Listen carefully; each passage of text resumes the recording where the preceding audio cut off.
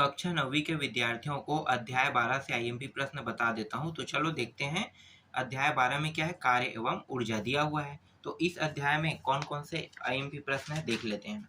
तो देखो पहला प्रश्न यहाँ पे देखो क्या कह रहा है, क्या वस्तु की गतिज ऊर्जा ऋणात्मक हो सकती है? तो उत्तर रहेगा नहीं। ठीक है, कभी भी गतिज ऊर्जा वस्तु की गतिज ऊर्जा ऋणात्मक नहीं हो सकती। कारण क्यों नहीं हो सकती? कारण इसलिए नहीं हो सकता क्योंकि ये जो है ये कौन सा राशि है, वे सदिश राशि होने के कारण इसमें धनात्मक ऋणात्मक दोनों होता है, पर v2 अर्थात वेग पर ऋणात्मक नहीं हो सकता। ठीक है, कभी भी एक हिसाब से समझो कि दूरी अगर नापते तो कब जब दूरी ऋणात्मक नहीं हो सकता तो ये ऋणात्मक भी नहीं हो सकता। ठीक है, चलो आगे देखते हैं। फिलहाल ये सदिश राशि है जबकि दूरी क्या है, अदिश राशि। शक्ति किसे कहते हैं? कार्य करने की दर को क्या कहते हैं? शक्ति कहते हैं। ठीक है, शक्ति का जो मात्रक है वो वाट है।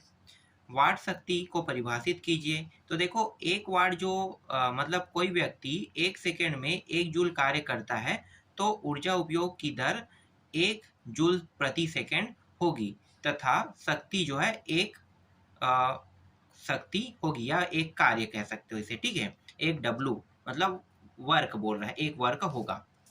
इसी तरह से चौथा प्रश्न, यदि एक बल्ब 990 जूल विद्युत ऊर्जा 10 सेकंड में व्यय करता है तो इसकी शक्ति कितनी है? तो इसकी शक्ति कितनी है? तो देखो शक्ति बराबर P, मतलब शक्ति को P से दर्शाए, P बराबर किया गया कार्य अपान समय। तो 9 से इसे क्या कर दोगे, 9 से इसे डिवाइड कर दोगे तो 99 आ जाएगा। तो बल्ब की शक्ति 99 वाट होगी। किसी घर में एक महीने में विद्युत ऊर्जा का व्यय 250 यूनिट हुआ है, यह ऊर्जा जूल में कितनी होगी? तो जूल में बताना है कितनी है। ठीक है, एक यूनिट का मतलब है 1000 वाट। कितना होगा? 1000 वाट। मैं आपको दिखाता हूँ। एक यूनिट का मतलब समझो 1000 वाट, और 1000 वाट जो है अगर 36 गुणी 36 मतलब 1 घंटे में निकाल रहे हैं ना, तो 1 घंटे में 60 मिनट 60 सेकंड होता है। तो 1 घंटे में 60 मिनट 60 सेकंड से अगर इसको गुणा कर देंगे तो 36 गुणित 10 का 5 घात हो जाएगा। मतलब 1 जूल का जो मान है वो 1 वाट गुणित 1 सेकंड होगा। इसके बाद देखो लघुत्तरी प्रश्न में स्थितिज ऊर्जा को समझाते हुए सूत्र की स्थापना कीजिए। सूत्र की स्थापना करना है तो यहाँ पे मैं आपको दिखा देता हूँ। गुरुत्वीय स्थितिज ऊर्जा बराबर वस्तु को h ऊंचाई तक ले जाने में किया गया कार्य। तो इसे हम लिखते कैसे हैं? U बराबर गुरुत्वीय बल गुणित विस्थापन, जिसे गुरुत्वीय बल का मतलब है कि mg गुणित HU।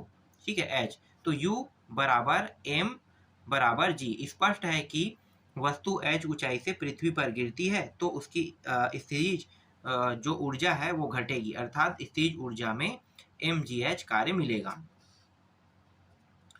किसी घर में 1 महीने में विद्युत ऊर्जा का 250 यूनिट व्यय हुआ है, यह ऊर्जा जूल में कितनी होगी? ये वही प्रश्न है। ठीक है, बस यहाँ पे 9 गुणित 10 का 8 घात आ जाएगा क्योंकि जूल में बताना है, तो ये अभी जूल में है। ठीक है, आगे देखते हैं।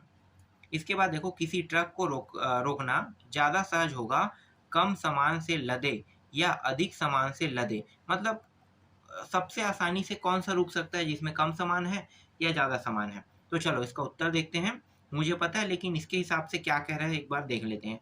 यदि दोनों ट्रकों की चाल समान है तो कम सामान वाली ट्रक अर्थात कम भार वाली ट्रक को रोकना आसान है। सही कह रहा है ये। इसे सूत्र द्वारा स्पष्ट भी कर सकते हैं। जैसे कि देखो कार्य कर रहा है तो कार्य को W से दर्शाते हैं, K ऊर्जा है ये। ठीक है, और काइनेटिक ऊर्जा का सूत्र 1/2 mv² होता है, ये सूत्र होता है।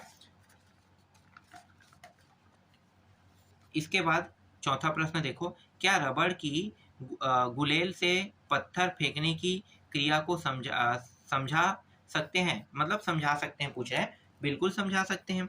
कैसे? देखो जब गुलेल में पत्थर लगातार लगाकर अपनी ओर खींचते हैं तो हमारे द्वारा खींचने में किया गया कार्य पत्थर में स्थितिज ऊर्जा के रूप में संचित हो जाती है।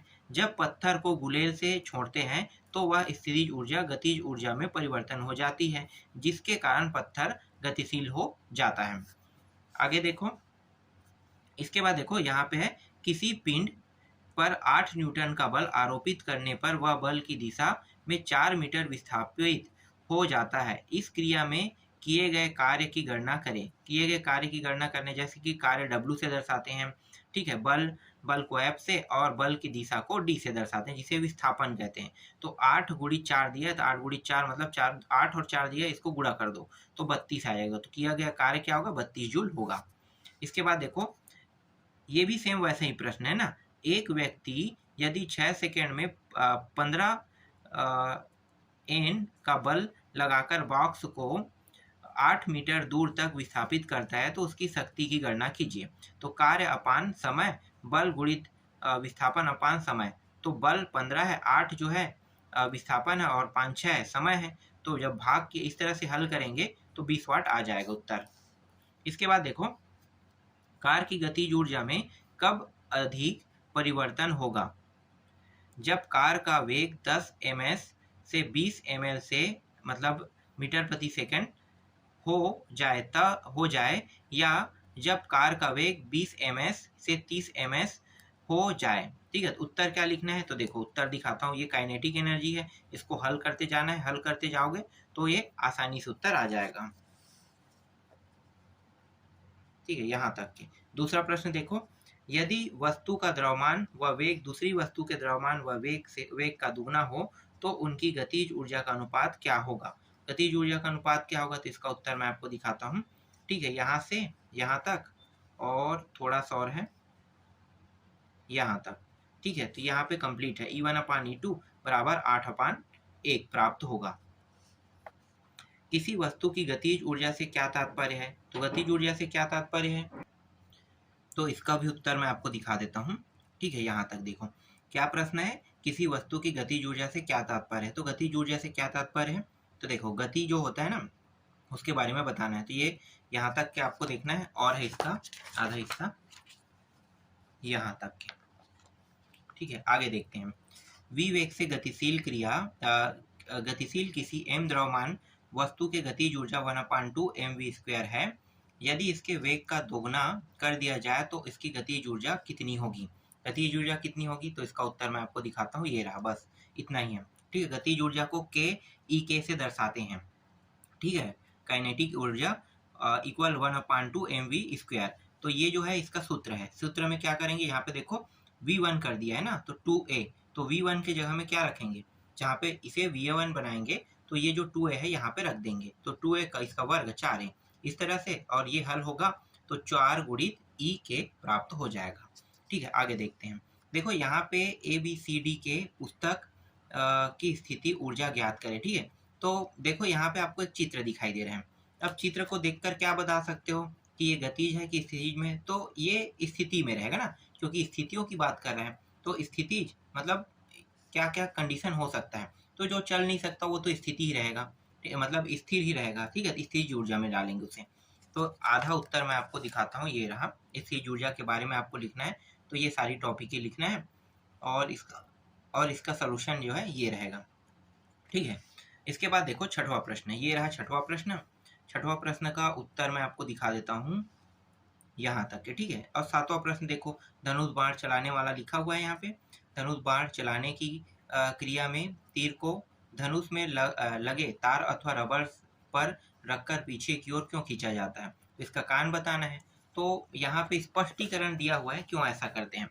ऐसा करेंगे तभी तो तीर आगे की ओर जाएगा ना, अगर हम आगे खींचेंगे तो पीछे की ओर थोड़ी जाएगा वो। ठीक है, तो इसलिए क्यों करते हैं तो एक बार पढ़ लेना, पढ़ने वाला टॉपिक ही लिखना। मैं जो बता रहा हूँ वो तो एकदम नॉर्मल प्रक्रिया है। ठीक है, आगे देखो, गतिज ऊर्जा से आप क्या समझते हो? किसी गतिज वस्तु के लिए गतिज ऊर्जा का सूत्र स्थापित कीजिए कह रहे हैं। ठीक है, तो सूत्र भी स्थापित करना है, तो यहाँ से सूत्र वाला टॉपिक शुरू होगा। देखो यहाँ से यहाँ तक के। ठीक है, इसके बाद आधा जो इसका हिस्सा है वो यहाँ तक आएगा, यहाँ तक हो गया, और यहाँ पे 9वां शुरू हो जाएगा। ठीक है, तो 9वां दिखा देता हूँ। क्या वस्तु की गुरुत्वीय स्थितिज ऊर्जा ऋणात्मक हो सकती है? तो हाँ, हो सकती है कह रहे हैं। ठीक है, चलो इसका उत्तर दिखाते हैं। व्याख्या ये रहा, और इसका जो चित्र है वो देख लो, ये वाला।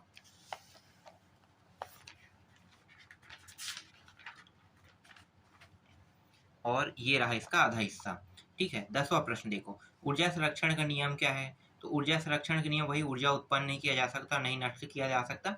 ये पूरा टॉपिक आपको लिखना है, ठीक है। इसके बाद इसका भी चित्र देखो, ये रहा, और ये उसके बाद पूरा उत्तर यहाँ तक के हैं, ठीक है। और इसके दूसरे विधि से भी हल करने वाला है, तो दूसरा विधि बनाना चाहो तो बना सकते हो। देखो विधि 2 कह रहे हैं, अगर नहीं बनाना चाहोगे तो कोई दिक्कत नहीं है, ठीक है।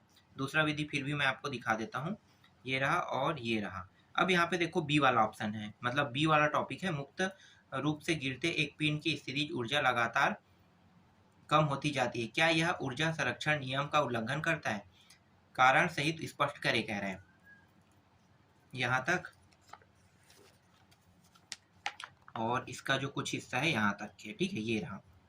इसके बाद देखो 11वां प्रश्न, 11वां का उत्तर भी मैं आपको दिखा देता हूँ, 11वां ए का। अब 11वां बी का उत्तर देखो, और 11वां सी का उत्तर ये रहा, ठीक है। अब डायरेक्ट आते हैं 12वां प्रश्न में, ये 12वां प्रश्न है, और इसका आधा हिस्सा यहाँ पे है।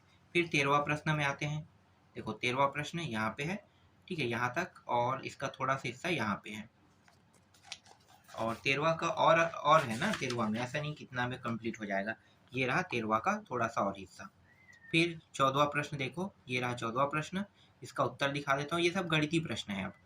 और 15वां प्रश्न भी गणितीय प्रश्न है, जैसे कि यहाँ पे देखो, यहाँ तक, और यहाँ से यहाँ तक,